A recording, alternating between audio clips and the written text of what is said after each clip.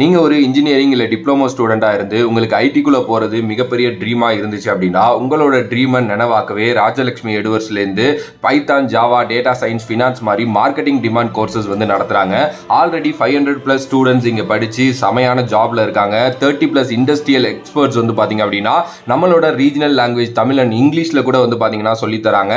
Weekend classes இருக்குது, live online classes இருக்குது, record and pre record sessions இருக்குது, practical ஹேண்ட்லிங்காக இது எல்லாத்தையுமே சொல்லித்தராங்க. ரெஸ்யூம் எப்படி கிரியேட் பண்றது அப்படிங்கிறதுலேருந்து சாஃப்ட் ஸ்கில்ஸை டெவலப் பண்ணி இன்டர்வியூ ப்ராசஸ் வரைக்கும் எல்லாத்துக்குமே உங்களுக்கு வந்து பார்த்தீங்க அப்படின்னா அசிஸ்டன்ஸ் கொடுக்குறாங்க. அஃபோர்டபுள் ப்ரைஸில் வித் 0 காஸ்ட் இஎம்ஐயில் உங்களுக்கு வந்து பார்த்தீங்கன்னா இதை சொல்லி தராங்க.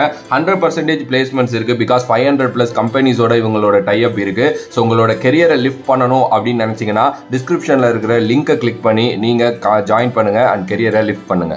ஹலோ மீடியா கிரிக்கெட் வியூவர்ஸ், உங்கள் எல்லாருக்கும் ஒரு பெரிய வணக்கம். இன்னைக்கான வீடியோ என்ன அப்படின்னா, IPL 2024 10 டீமோட ஸ்குவாடு நமக்கு தெரியும். ஸோ நம்ம ஒரு ஸ்வாட் அனாலிசிஸ் பண்ணலாம் அப்படின்னு சொல்லிட்டு முடிவு பண்ணோம். ஸ்வாட் அனாலிசிஸ் அப்படின்னா என்னன்னா, strength, weakness, opportunity and threads ஒவ்வொரு டீமை பற்றி நம்ம பேச போகிறோம். இது இன்னையிலேருந்து 10 நாளைக்கு ஒவ்வொரு டீமாக வரப்போகுது. ஸோ தொடர்ந்து கண்டினியூஸாக பாருங்க. இன்னைக்கு எபிசோட் 1 CSK பற்றி பேசலாம் அப்படின்னு சொல்லிட்டு முடிவு பண்ணேன். ஸோ வாங்க பார்க்கலாம். CSK இந்த IPL ஆக்ஷனில் நிறைய அன்பிலீவபிள் பைஸ் எல்லாம் வந்து பார்த்தீங்கன்னா பண்ணாங்க. ஒரு மாதிரி டீம் பயங்கரமா செட் ஆயிட்டாங்க. நிறைய strength, weakness, opportunity and threads வந்து இந்த டீமுக்கு இருக்கு. சோ தொடர்ந்து பேசலாம். ஃபர்ஸ்ட் பாத்துக்கிட்டீங்க அப்படின்னா ஸ்ட்ரென்த். இந்த டீமோட பெரிய ஸ்ட்ரென்த் அப்படின்னா அது வந்து MSD தாங்க. மகேந்திர சிங் தோனி அப்படிங்கிற ஒருத்தர் ஒரு டீமுக்கு பின்னாடி இருந்தார் அப்படின்னா அந்த டீம் எந்த அளவுக்கு பெர்ஃபார்மன்ஸ் பண்ணும் அப்படிங்கறத ஓவர் தி இயர்ஸ் நம்ம பார்த்திருக்கோம். அவர் எத்தனை வருஷம் அந்த டீம்ல இருந்தாலும் அவரை தான் நான் ஃபர்ஸ்ட் ஒரு பெரிய ஸ்ட்ரென்த்தா சொல்லுவேன். MSD வந்து பாத்தீங்க அப்படின்னா CSK ஓட பிக்கஸ்ட் ஸ்ட்ரென்த். அதுவும் வந்து பிஹைண்ட் தி ஸ்டெம்ஸ் நின்னுகிட்டு அவர் கொடுக்கிற இன்ஸ்ட்ரக்ஷன் அண்ட் கேப்டனா அவர் பண்ற சில மூவ்ஸ் வந்து அந்த டீமை பல நேரங்களில் வெற்றி பாதைக்கு அழைச்சிட்டு போயிருக்கு. சோ இந்த வருஷமா அது ஒரு மிகப்பெரிய ஸ்ட்ரென்த் அப்படின்னு நான் சொல்லுவேன். அதுக்கு அடுத்தபடியா Devon Conway, Ruturaj Gaikwad, Ajinkya Rahane, Rachin Ravindra, Daryl Mitchell அப்படின்னு சொல்லிட்டு ஒரு பயங்கரமான பேட்டிங் லைனப் வந்து இவங்கள்ட்ட இருக்கு.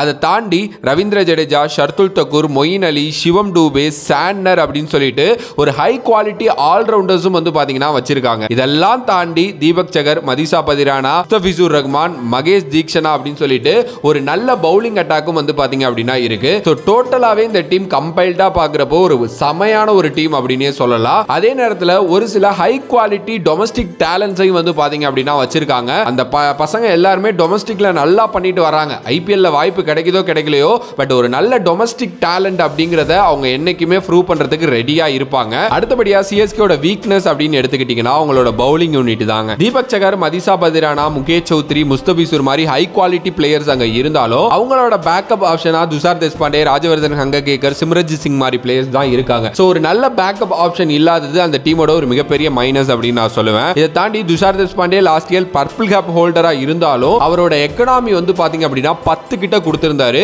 அதே நேரத்தில் ஷர்துல் தக்கூரும் அது மாதிரி கைண்ட் ஆஃப் பிளேயர் தான். விக்கெட்ஸ் எடுப்பாரு, கோ டு மேனா இருப்பாரு, ஆனா நிறைய ரன்ஸ் கொடுக்கக்கூடிய ஒருத்தர். சோ இந்த வீக்னஸ் அப்படின்னு நம்ம பேசுறப்போ சுத்தி சுத்தி வந்து பாத்தீங்க அப்படின்னா அந்த பவுலிங் யூனிட் தான் தாக்குது. CSK பவுலிங் யூனிட் எப்படி இருக்கோ அதை பொறுத்து தான் இந்த சீசன் அவங்களுக்கு நல்லா அமையுமா அமையாதா அப்படிங்கறதே இருக்கு. அடுத்தபடியா ஆப்பர்ச்சுனிட்டிஸ். CSK ஓட ஆப்பர்ச்சுனிட்டிஸ் அப்படின்னு நான் பாக்குறது இந்த வருஷம் தான் MSD ஓட கடைசி இயர் அப்படின்னு சொல்றாங்க. மகேந்திர சிங் தோனி அடுத்த கேப்டனை உருவாக்குவாரா அப்படிங்கறத நம்ம யோசிச்சு பார்க்கணும். சோ இந்த வருஷம் நெக்ஸ்ட் கேப்டனை க்ரூம் பண்றதுக்கு நிறையவே ஆப்பர்ச்சுனிட்டிஸ் இருக்கு. சோ வெயிட் பண்ணி பார்ப்போம். அதுக்கு அடுத்தபடியா ரச்சின் ரவீந்திரா அப்படிங்கிற ஒரு மிகப்பெரிய டேலண்ட CSK எடுத்திருக்காங்க. தெரிஞ்சு பண்ணாங்களா தெரியாம பண்ணாங்களா அப்படிங்கறதெல்லாம் தெரியல. நல்ல ஒரு பிளேயர், ரெட் ஹாட் ஃபார்ம்ல இந்த வேர்ல்ட் கப்ல இருந்திருக்காரு. அவர் CSK குள்ள வந்திருக்கிறது ஒரு மிகப்பெரிய பிளஸ் CSK அப்படின்னு நான் சொல்லுவேன். ஏன்னா சின்ன பையன் இன்னும் பல வருடங்கள் நினைச்சா அந்த டீம்ல விளையாடலாம். சோ இந்த வருஷம் அவருக்கு கொடுக்க போற அந்த ஆப்பர்ச்சுனிட்டி தான் அதை டிசைட் பண்ணும் அப்படின்னு நான் சொல்லுவேன். சோ ரச்சின் ரவீந்திராவை CSK எந்த அளவுக்கு யூஸ் பண்ண போறாங்க, அந்த ஆப்பர்ச்சுனிட்டி எப்படி கிரியேட் பண்ணி கொடுக்க போறாங்க அப்படின்னு தெரிஞ்சுக்கிறதுக்கு நான் ரொம்ப ஈகரா வெயிட் பண்ணிட்டு இருக்கேன். அடுத்தபடியா இன்னொரு ஒரு டேலண்ட் தான் சமீர் ரிஸ்வி. அவரை CSK இம்பாக்ட் பிளேயரா விளையாடுவாங்க அப்படிங்கிற மாதிரி தான் இப்ப நியூஸஸ் அண்ட் ஸ்பெகுலேஷன்ஸ் போயிட்டு இருக்கு. ஈவன் தோ நான் என்னோட பிளேயிங் லெவல்ல அதுதான் சொல்லியிருந்தேன். ஆப்வியஸ்லி சமீர் ரிஸ்வி ஒரு எக்ஸ்ட்ரீம் டேலண்ட், நல்ல high quality spinning hitting attack உள்ள ஒருத்தர். ஸோ அதனால சேப்பாக் பிச்சஸ்ல அவரை பயங்கரமா ஆட வைக்கலாம். ஸோ CSK இந்த வாட்டி ஒரு ஆப்பர்ச்சுனிட்டியை சமீர் ரிஸ்விக்கு கிரியேட் பண்ணி கொடுப்பாங்களா, அதை சமீர் ரிஸ்வி எப்படி அக்செப்ட் பண்ணி பண்ணுவார் அப்படிங்கறத பாக்குறதுக்கு ரொம்ப ஈகரா வெயிட் பண்ணிட்டு இருக்கேன். அடுத்தபடியா CSK ஓட த்ரெட்ஸ், அதாவது CSK பயமுறுத்தக்கூடிய விஷயங்கள். Firstly MS Dhoni as a batter. MS Dhoni as a wicket keeper பயங்கரமான ஒருத்தர், அதுல எந்த ஒரு டவுட்டும் கிடையாது. கேப்டன் சொல்லவே தேவையில்லை. ஆனா மகேந்திர சிங் தோனி as a பேட்டரா கடைசி ஃபியூ இயர்ஸ்ல பெருசா விளையாடல. லாஸ்ட் சீசன் வந்து ஓரளவுக்கு நல்லா ஆரம்பிச்சாரு, ஆனா போதிய மேட்சஸ் அவருக்கு கிடைக்கல பேட்டிங்ல அப்படின்னு நான் சொல்லுவேன். ஸோ இந்த வருஷம் கொஞ்சம் எம்எஸ்டி as a பேட்டரை பார்க்கணும் அப்படின்னு தான் இருக்கு. ஏன்னா மேல இருக்கிற யாருமே ஒழுங்கா ஆடல அப்படின்னா கீழே இருக்கிற எம்எஸ் தோனியை தான் அந்த டீம் மொத்தமாவே நம்பி இருக்கும். ஸோ அவரோட பேட்டிங் அப்படிங்கிறது பெரிய த்ரெட் அமைகிறதுக்கு நிறைய சான்சஸ் இருக்கு இன்கேஸ் நல்லா இல்லை அப்படின்னா. அதுக்கு அடுத்தபடியா மகேந்திர சிங் தோனியோட இன்ஜூரிங்க. எஸ், நிறைய பிளேயர்ஸ் இன்ஜூரியா இருக்காங்க சிஎஸ்கேல, ஆனால் எல்லாருமே ஃபிட் ஆகி வந்துருவாங்க அப்படிங்கிற மாதிரி சொல்லப்படுது. இதுல பெரிய இன்ஜூரி அப்படின்னா எம்எஸ் தோனிக்கு தான். பிகாஸ் அவரோட நீல சர்ஜரி பண்ணியிருக்கு, கொஞ்சம் நல்லா ஆயிட்டு இருக்கு அப்படிங்கிற மாதிரி தான் நியூஸஸ் வருது. பட் ஆனால் மேட்சஸ் டைம்ல அது கரெக்டாக இல்லை அப்படின்னா அவரால் விளையாட முடியாது. எம்எஸ் தோனி உள்ள இல்லை அப்படின்னா அது சிஎஸ்கேக்கு மிகப்பெரிய பயமுறுத்தக்கூடிய விஷயமா மாறும். அதே நேரத்தில் எம்எஸ் தோனியோட கடைசி இயர் அப்படின்னு சொல்றாங்க.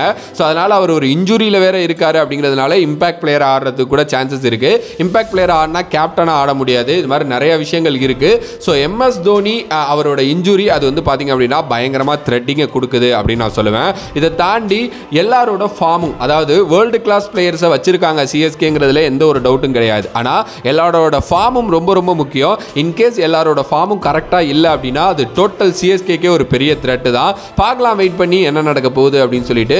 ஸோ இது சிஎஸ்கேவோட ஸ்வாட் அனாலிசிஸ். இது மாதிரி மற்ற 9 டீமோட ஸ்வாட் அனாலிசிஸும் அடுத்தடுத்த நாட்களில் வந்துகிட்டே இருக்கும். ஸோ தொடர்ந்து பாருங்க, சப்போர்ட் பண்ணுங்க.